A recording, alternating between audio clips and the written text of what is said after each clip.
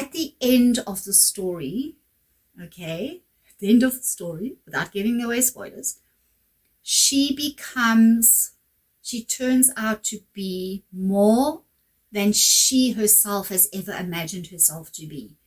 She sees herself as a completely different person to who she used to be. And in more ways than one, she's a different person. So, like, if you compare the start of the story where she is literally on the verge of ending everything to the end of the story where she is the hero, the savior, the star of the book, the one that is going to make everything better.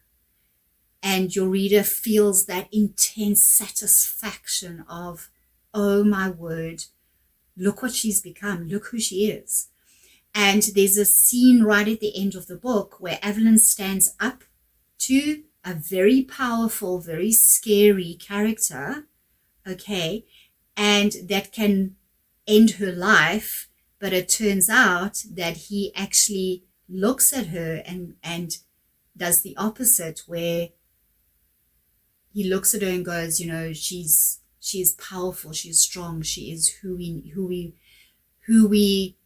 need for da-da-da. I'm not going to give it away. I can't. I know you want to know, but I can't. Okay.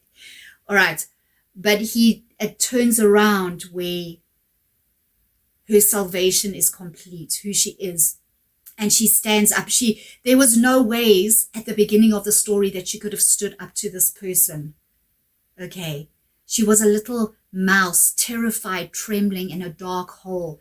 And now she becomes the hero, the heroine, the power, the answer to everything. Okay.